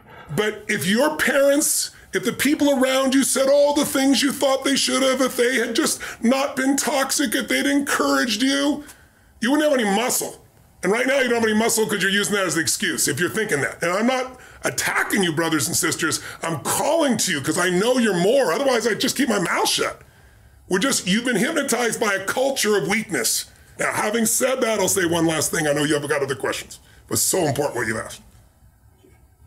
Yes, there are people that you don't want to hang out with that will not serve you. But then move on. Don't sit there and talk about it constantly. Don't waste your time. And you say, but what if it's family, Tony? Mine was family too. Then you learn to grow. You go, they're in my life. If someone can get your goat, if someone can piss you off, if someone can make you feel less than, that's God coming to you saying, grow. You need some spiritual growth. There's got to be some change in your perception, your belief, your emotions, your spiritual look of life. So that can't happen anymore. And when it happens, like at 61, I've been through so many of those things. And I like to do things in mass. I took on big challenges, so I'd have to grow more. But then life throws them at you too. When they come, you just go, okay, it's going to have me until I grow. What needs a shift in me so that it no longer has an impact? But Jim Rohn used to say, my original teacher, he used to say, Tony, what happens if I've got a cup of coffee here? And he'd say, what if your worst enemy drops sugar in your coffee? What's going to happen? And I'd go, well, you'd have sweet coffee. And he goes, what if your best friend, your mother, your father, your brother, your sister, your loved one drops one drop of strychnine? I said, you'd be dead. He goes, that's right. Life is both sugar and strychnine, so watch your coffee. His whole thing was stand guard at the door of your brain. But some people take that and go, oh my God, you can kill me. It was a metaphor. These people are not so toxic. They're toxic because you give them energy. So if your mom's crazy and constantly criticizing you and it drives you nuts, just go, that's my mom. That's her way of showing love. And I find a new perspective. And no matter what she does, just stay in a beautiful state and love on her and think, boy, think of all that she cares and feels for, all that she's frustrated in life, or all that she's going through that's made her this way. And think, God, I don't have to go through this. I can love her. It's like your growth is the only limit to your happiness. If you're not happy, you're not growing in some area. And usually it's a place where you're blaming, you're pointing the finger. I don't care if it's government. Don't get me wrong. People can be unfair, unjust. That's for sure happens. But you can't control that. You can't make it not happen. What you have to do is become stronger than any of it so you're free. Freedom comes from growth. Freedom does not come from control. Because control is an illusion. You can't control everybody. No matter how hard you try, you can't control what they think or feel. And not everybody's going to be fair and just. And you, my dear friends, and I have not always been fair and just. Whether we admit it or not, it's just the nature of being, a human being. Mm-hmm. But we can make the largest pattern fair and just and loving and powerful and serving and growing until it becomes the dominant thing inside you. And then you experience life as being great, not you're great. Life's great because you're living a great path. It seems like what I'm seeing and hearing from a lot of people that this past year, everything has fallen apart for them. Their health, their relationships, their finances, their mission or purpose, and their spiritual awareness, like every area of life has been in breakdown mode for some people. Well, not everyone. Some people have had incredible lives and have stepped up to the occasion and broken through on all these things. But I'm seeing a pattern of a lot of people breaking down in many areas. Hypothetical scenario, let's say you could only focus on one thing to get you started. You only had the time and energy to focus on one of these areas. Your health, your relationships are all breaking down. Your finances, you're failing everywhere. Where should people lean into first to kind of create that foundation so that everything else can start to rise as well? I think before you answer what to do, you got to answer why you're there. It is not because of the pandemic. I remember when 9/11 happened and people tell, oh my God, my life was destroyed because of 9/11. And there were people in the same building who turned their life around, grew spiritually, grew closer to their family, made their businesses larger, and the same building burned down, right? I know in my case, 9/11 comes, if you can imagine, I'm fortunate enough to have now more than 80 companies in all these different industries. And obviously, I've done pretty darn well by most people's standards of business and life. But my core mission is what I do for a living. It's why I'm here talking to you right now. It's getting people to be free and alive and have the level of fulfillment that they deserve to have. I know they desire, but I also believe they deserve to have. But to deserve to have it, you got to do certain things, right? And so you're not in the place of being overweight because you lost your job. So stop the bullshit. Blame. Blame is not a strategy for a meaningful life. Blame is not a strategy for greatness. So you got to resolve that, number one. And then your question was, what's the one thing to focus on if you can only focus on one? I think it's smart to focus on one thing primarily. Focus on too many can be overwhelming. Other people, it's good to focus on multiple things. It depends on your personality. So I wouldn't presuppose. But then the answer would be whichever thing you're most desirous of changing, whatever thing is giving you the most pain. So if it's your relationship, I'd go full force on that. Now, in the world we're in today, you don't usually have the privilege of going, okay, I want to work on just being happy. Well, I can train you to be happy while hell's breaking loose. You can sit in this chair and be totally euphoric. But if you do that in a Western culture, people come and take your furniture, right? So you probably have to work on both your business or financial side and some personal side. I would be working on both. And to me, the way to attack that, if you're not sure which area, is to start with the body. And I know you can relate to this, Lewis, because you and I both share this in common. It's like, I always teach physiology first, as you well know. If you change the body, you'll change the emotions. If you change the emotions, you'll change your decisions, you'll change the quality of your life. Because the quality of your life is your emotions. Mm-hmm. It's not what you get. You can have $1 billion and commit suicide. People have done it, right? You can have beautiful relationships and commit suicide. You can have people loving you and be sad all the time. Our pattern of emotion is our home. And you have to upgrade your home. You have to train it. And one way to train it is the emotion comes from the way you move, the way you breathe, the way you speak.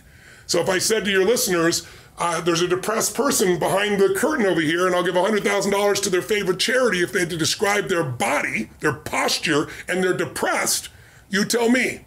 I'll just use the example. What does that person look like? They're slunched down. They're looking down at their feet. They're not looking upward. Their shoulders are over. Are they breathing full or shallow, do you think? They're shallow. Are they talking fast or slow? They're talking, if they're depressed, they're probably talking fast because they're not calm. Well, no, that's usually stressed. Depressed is different than stressed. They're slow. They're probably talking low volume, slower than. And all those physical characteristics change your biochemistry towards this feeling of being depressed. And in a depressed state, you won't do anything. When I used to be depressed, and I don't get it anymore, I just took it out of my life. I even took the language of it out of my life. Because the words you create a biochemical response. But when I did that decades ago, because I was like having those thoughts like, is there a reason to still be here? That kind of crazy shit in your head. I got out of it by using anger originally. I'd much like, sometimes if somebody's really sad or depressed, I'll make them angry. And people are like, what's he doing? He's making them angry. Because angry is much more resourceful than depressed. From anger, I can get you to laughter. I can get you to taking action. And then gradually I got where I didn't need anger. It was about growth. It was about contribution. It was about meaning. So there's like stages to go through. But to answer your question, they should work on both their business side of their life and personal, one of each.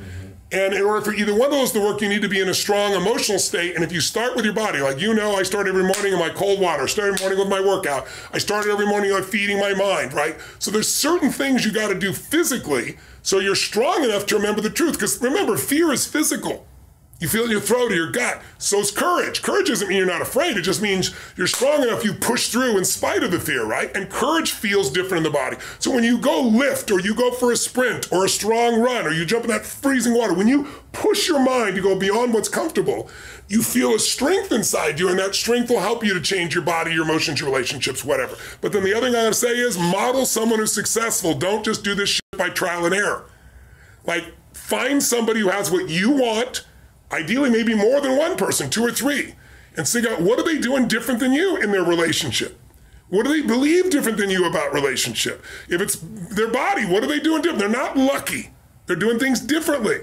You might be slightly biochemically different, but there's patterns there that you can see. And so instead of learning by trial and error, which can take decades you may never learn, Jim Rohn taught me success leaves clues, man. Find someone's got what you want, study what they do, every aspect of it, and then add yourself to it. And that's the pathway to speed of transformation. So now, I've done it. I'm not the only person. There's so many companies that went from worse off than they'd ever been in their history to the best off because they found a way to pivot. But that required a psychological piece of not blame. So maybe it's time for you to think for yourself and model what works instead of just what you're told. That's something to consider for yourself. What else should we be thinking about in setting ourselves up to win with our big goals? And how should we set these goals? You mentioned you shouldn't think about the SMART goals. What should we be thinking about on how to set our goals and dreams for our life? Yeah, so goals are tricky. I would say that, there's nothing inherently wrong with the SMART goals technique, etc. Well, there is definitely a lot wrong with the visioning of, this is what I let me sit here and make a vision board and a mood board about like my 5-year plan. My best piece of advice is, let's just start with tomorrow. Okay, let's just start with tomorrow, as opposed to, what do I want to do in 5 years and my vision board and my mood board and all that stuff. How would the person you want to become, again, it's about living according to your values, and nobody can tell you what your values are. How would the person you want to become spend their time? And by blocking out that time to say, you know what?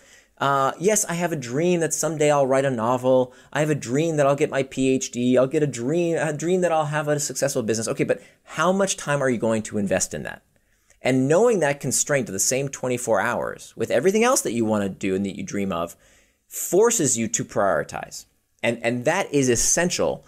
Consistency over intensity, that is essential to getting to that long-term goal, is to work on it day or over day after day after day, relentless forward momentum. This is how we accomplish these big goals, not just dreaming about them. The only metric of success from now on for you should be one thing. Did I do what I said I would do without distraction? That's it. That's all you got to do. It's not about finishing anything. It's not about finishing anything. Because when you say to yourself in your calendar, I am going to sit at my desk and work on my book, as you said, Lewis, right? For 30 minutes, 45 minutes, whatever it is you say you want to do. I don't care how long you work on it, whatever you said you're going to do. That technique has been shown. This is called making an implementation intention, which is just a fancy way psychologists call planning out what you're going to do and when you're going to do it. That technique has been shown to be more effective. Here's the kicker. The people who do that actually finish more. They actually get more done than the people who use the to-do list technique. It's kind of like saying, okay, I'm not going to go run for an hour today, but I'm going to put my shoes on and I'm going to go outside and I'm going to start the run for 2 minutes. And I'm just going to do that every day. But by saying, okay, I'm going to schedule this for 10 minutes or whatever, then you typically want to do more because you're already in the flow. Right. It's a little bit more than tiny steps. It's actually saying for that period of time. So I respect the, just get started technique. Very nice. But it's the don't stop technique. Got it. It's more than just get so started. Don't get just started. Right? Go for 30 minutes. Go for the time you scheduled in your calendar. Right. Don't say, I'm going to run a 7:30 or whatever. Say, I am going to walk for 30 minutes and I'm not going to do anything else that might take me away from working on this thing for 30 minutes in my life. Okay? I'm going to be with my child without distraction for 1 hour. That's all I'm going to do. I am going to check email and do nothing but flush through my email inbox for 15 minutes without doing anything else. I am going to read a book and nothing else for 20 minutes.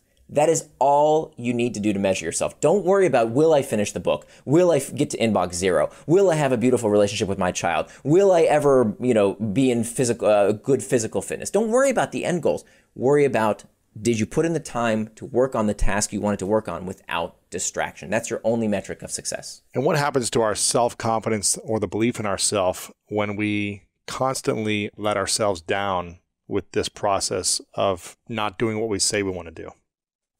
Right. So if you run your life on a to-do list and you don't finish what you said you're going to do, which barely anybody with a to-do list actually, who runs a life with a to-do list actually does, you're reinforcing a negative self-image of another day went by and here I go. I didn't do what I said I was going to do. Look, I still got all these things that I didn't get to. What a loser. As opposed to when you measure yourself based on this only metric of, did I do what I said I was going to do for as long as I said I would without distraction, you are a winner with every time box. Being your word. Yeah, it doesn't matter the results you get. It's just that I was my word today. I was my word And what I said I was going to do, I did it. And that builds a better exactly right. self-image and self-confidence with self, right? Bingo. So being indistractable, first and foremost, is about personal integrity. It's about being as honest with yourself as you are with other people, right? We all know that we wouldn't want to be a liar. Being called a liar is one of the worst insults anybody could say to you, right? You wouldn't want to lie to your friends, to your family, to your coworkers. And yet we lie to ourselves every day, right? Oh, I'm definitely going to go work out. No, you didn't. I'm definitely going to eat right. Nah. I'm definitely going to be fully present with the people I love. Not really. We lie to ourselves, and that takes a huge psychic toll on our self-image, and we don't even realize it until it's too late. And that's when people start concocting all these ridiculous ideas. Oh, I have a short attention span, or I'm bad with time management, or hey, you know what, I probably need some kind of diagnosis. It's all ridiculous. For the vast majority of people, there's nothing wrong with them, right? They just reinforce this crappy self-image of someone who's incapable when they are perfectly capable if they had the right techniques. How much does self-confidence or believing in yourself matter in terms of accomplishing the goals we set out for ourselves? Is it, if we have a low self-esteem and low self-confidence, do you believe that we can still accomplish the goals and dreams that we have? Or do we really need to start building confidence and belief in our actions and in who we are with those actions in order to accomplish those goals? Yeah, so this is where the psychology of agency comes into play, that believing that you can do something is incredibly empowering. The question, of course, is, well, how do I get that belief? And where most people go wrong is that they have these big, hairy goals, right? We've all heard about, oh, you have to have a specific, measurable, actionable, the SMART goals and all that stuff. And it turns out that the literature around, this is another one of these areas that we've seen, the pop psychology is so off base, right? One of the most popular things that you hear these days around goals is that you have to have visioning. Let's all sit down and make a 5-year plan and a visioning board, right? So that we can envision what we want. And it turns out that studies show that people who do this are shooting themselves in the foot. Wow. That we know that studies find that thinking to yourself, oh, I want that beach body, is pretty much the worst thing you can do if you really do want that beach body. Really? What should you do instead? Here's the difference. There's a good visioning and bad visioning. Bad visioning is envision your, this bullshit, that comes from this idea of The Secret, right? The law of attraction, that, envision yourself wealthy, envision yourself being in love, envisioning yourself being in good physical shape. Terrible. Don't do that. The good kind of visioning is not visioning the outcome, because what's happening when you envision the outcome is that you are satiating that desire. By imagining it, you are satiating it. Okay, it feels like you already got it. Instead, the good kind of visioning is to envision what you will do when something gets in the way of the actions you have to take to get that goal. So instead of thinking, oh my God, when you're distracted, what are you going to do? What are you going to do? Exactly. So instead of thinking, oh my God, I'm going to look so good with a 6-pack, instead think about, what am I going to do next time I go up with my friends and they offer me a piece of chocolate cake?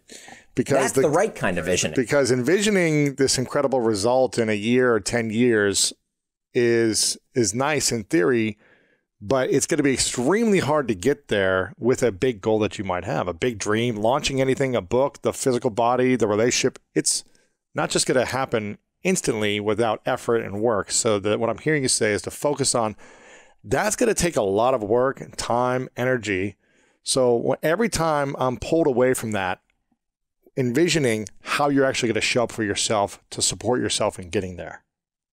That's right. That's right. And so that's why reimagining these internal triggers is so important. As we talked about earlier, what is the dialogue? What techniques will I have? What arrows will I have in my quiver ready to go when I am tempted with procrastination and distraction? What will I do in those times? Is there good research on, what did you call this? Revisioning, or what did you call this? Yeah, there is. There's actually there's an article on my blog. I can give you a link in the show notes where I talk about the difference between good visioning and bad visioning. Very, very important. Because if there's one mantra I live by and is kind of the foundation of my life now since writing this book, and I didn't used to be this way, by the way. I'm 42 years old. I used to be clinically obese. Really? Today I'm in the best shape of my life. I actually have a 6-pack for the first time ever. And I'm not saying this to brag. I'm saying this because what I've learned is that consistency is more important than intensity, right? Consistency over intensity in every area of your life. You want good relationships, you have to be consistently present with the people you love. You want to be great at your job, you have to consistently do the hard work that other people don't want to do. You want to have be in good physical shape, you have to consistently show up and do the workouts. It's not about the intensity. It's not about, oh, it's New Year's, I'm going to make a resolution for 5 days and then quit. It's about consistent action. And that only comes here's a really important point. It's not about knowing what to do. We become so obsessed with, oh, what's the right workout? What's the right diet? What's the right way, this, that? I better go get a book to tell me what to do. Like, let me go listen to some guru to give me all the answers. We basically all know what to do, right? And if you don't know what to do, Google it, for God's sakes. All the answers are right there, right? We basically know what to do. What we don't know how to do is how do we stop getting in our own way? The real problem is not that we don't know what to do. It's that we don't know how to stop getting distracted. So how do we get out of our own way? Yeah, so we went through one and a half of the strategies. Number one is mastering the internal triggers. Number two is making time for traction, which we talked about a little bit in terms of why making a schedule is so very important. It turns out the vast majority of people don't keep any sort of a calendar. 2/3 of people don't keep a calendar. Even those who do keep a calendar typically don't do it properly. And the proper way to do it is by using what's called a time box calendar. And I show you how to do that. This technique has been around for ages. It's been around for decades. It's actually one of the most studied techniques out there. Very, very well-researched technique of planning your day. It's called making an implementation intention. But we can go beyond that too, where what I advise in the book, and this hasn't been published elsewhere, is this process of what I call schedule syncing, which is very, very important. So making time for traction is all about deciding how you want to spend your time, right? But to do that, well, the question is, well, how do I do that? How do I decide how I'm going to spend my time? And this is where a lot of people get stuck with the time boxing technique. We've all heard it, but this is why people don't do it. They don't understand that what is the first step? How do I really get started in time boxing? The first step is to start with our values, okay? Turning our values into time. So what are values? Values are attributes of the person you want to become. Let me say that again. What are values? Values are attributes of the person you want to become. So what we're going to do is we're going to ask ourselves, how would the person I want to become spend their time? And we're going to ask ourselves this in 3 life domains. These 3 life domains of you're at the center of these 3 life domains, then your relationships, then your work. Most people do it in the wrong order, right? They start with their work, and only then they give whatever scraps of time are remaining to their friends, their family, and to themselves. No, we want to start with you. So we ask ourselves, how would the person I want to become spend their time investing in themselves? Now, it is not up to me or anyone else to impose their values onto you. You have to ask this of yourself. How would the person I want to become spend their time investing in themselves? So how much time would they invest in physical fitness? If that's important to you. I'm not saying it should be, but if it's important to you, is that time to go to the gym, to go on a run, to go on a walk, whatever it might be, proper nutrition, rest? Oh my God. How many of us know we have to get quality sleep? Everybody knows this. I don't need to tell you that. You've read tons of literature that says sleep is important. How many of us have a bedtime? Right? How many of us actually have on our calendar? Yeah, scheduled. Yes. Very few people do, right? We have to have that time scheduled because you know what you're going to do if you don't. Check Facebook for another 5 minutes. You'll watch another thing on Netflix. Yeah. Right. You've got to have that time scheduled. Now, again, if you say, the way I invest in myself is I play video games for 4 hours a day.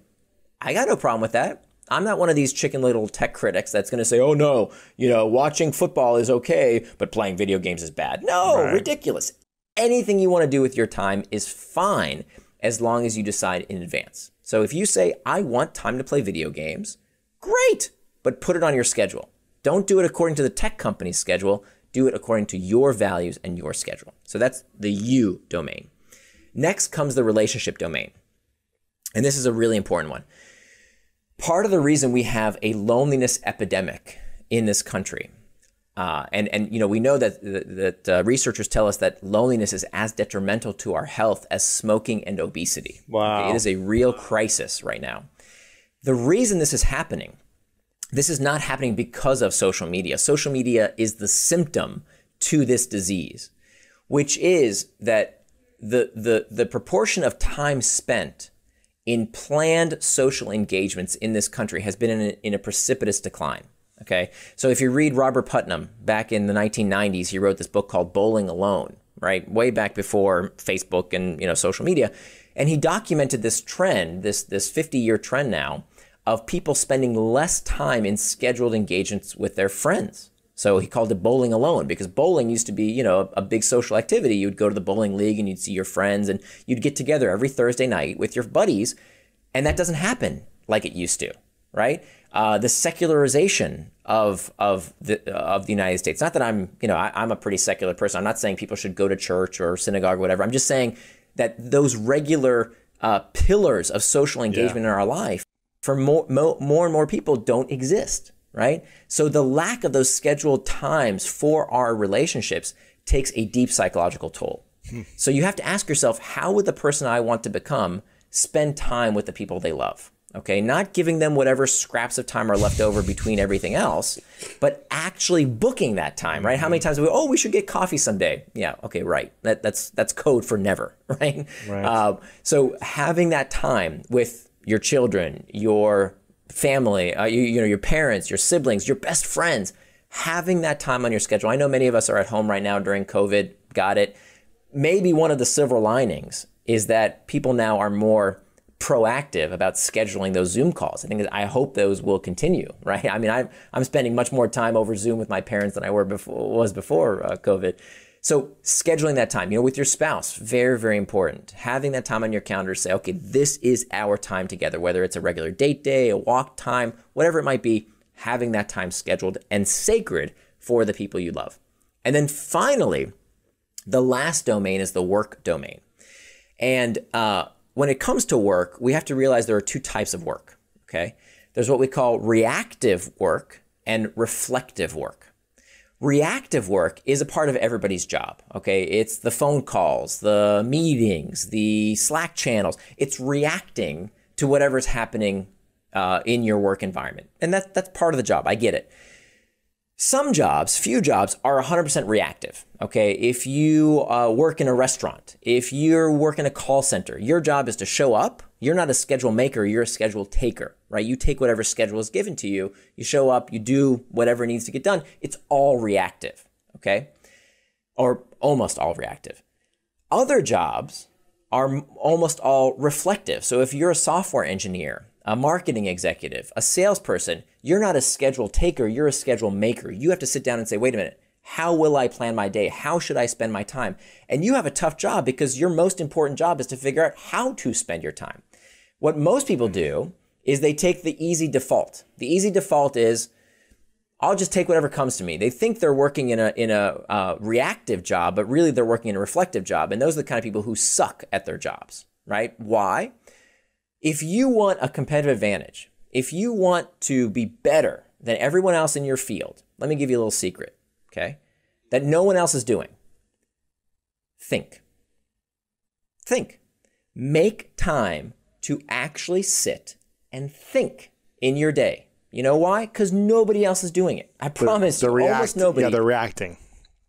Exactly. They're constantly reacting. But look, to plan, to strategize, to think ahead, you have to sit down without distraction and make some time to be with yourself in your own head to figure out what to do next, right? You have to prioritize. That takes time to think without distraction. So I implore everyone, if your job requires some level of reflection, which almost everyone's job does, give yourself that 30 minutes, 45 minutes, heck, an hour a day to work without distraction and put it on your calendar and keep it sacred. Okay, so now we have these three life domains. We have our time box calendar.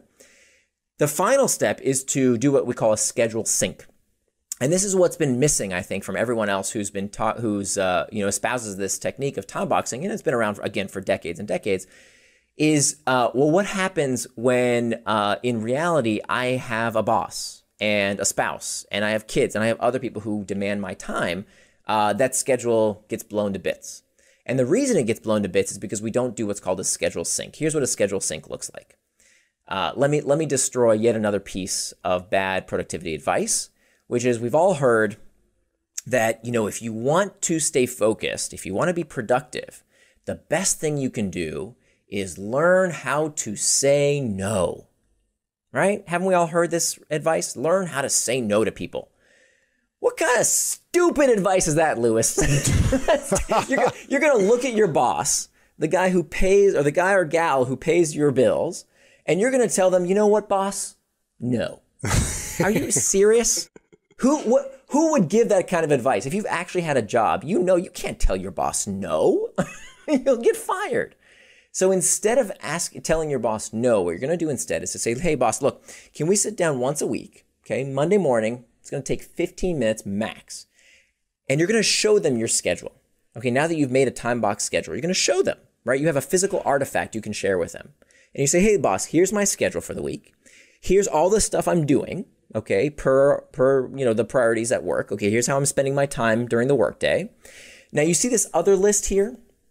Okay, I wrote down on this other list here on this piece of paper all the stuff I couldn't fit into my schedule for the week.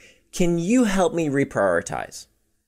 That's your boss's number one job, okay? A boss's job, number one, is to prioritize. Yeah, what's the most important thing right now that you need me to do? Exactly. And can you have someone else support with these other tasks? Can we delegate to some other things if you want me to do this right now? Absolutely. So if you say, look, if there's something on this list that's not in my calendar, no problem. What should I swap out? Right. Help me understand how to syncing. Reprioritize. Exactly. Schedule syncing, right. Doing that synchronization so that, and let me tell you, your boss will worship the ground you walk on. I've started 2 startups. Most bosses have no idea how their employees are spending their time. Zero. No idea. We are hiring more and more people, and luckily we're pretty good at it because we use Slack and Monday.com, so we have projects that are managed and project managers and all that. But I'm not looking in those things, so I have no idea actually what's being done unless I ask my project manager or my COO and say, are people even working today? I don't even know, so it's luckily we have some of those tools. But if you were like, hey, this is my calendar for the week, the things that I'm planning to create this week, time boxed. And you were like, hey, what can we eliminate or how can I delegate this? Then I'm sure it would make that person pretty excited. Right, or reprioritize. Or here's the thing, the boss is thinking, what the heck are people doing all day, right? Why aren't things happening faster? Employees are thinking, oh my God, doesn't my boss know how much is on my plate right now? Right. Right? I'm overwhelmed, I'm overworked. Yeah. Exactly. And this, of course, because there's no visibility into our schedules. And I'm telling you, it's 10 minutes a week. It's 15 minutes max. If you sit down and say, here's my schedule, okay, here's how I plan to spend my time, help me reprioritize. If you do this, your boss will say, actually, you know what, that one thing, you really don't need to be at that meeting, but that other thing is super important. Can we swap that out? This is how we get on the same page. This is how we synchronize our schedules. We can do this with our boss. We can do this with our spouses. Let me tell you, my wife and I used to get in so many fights because of household responsibilities, right? Because of misunderstandings of, I thought you were going to do this and I thought you were going to do that. Now we sit down, and now we involve my daughter too. We do it every week. The 3 of us sit down together and we synchronize our schedules. Miraculous. It's amazing how much better it's made our life. Yeah, it's clarity. You have hunger for that business. You have hunger to be in great shape. If you have a romantic, passionate love and relationship for 15 years, it gets your focus, it gets your attention. You don't ignore it. So the one thing that I've seen is, if you think of all the habits someone can have, is someone who's successful in every way, or in a lot of ways, not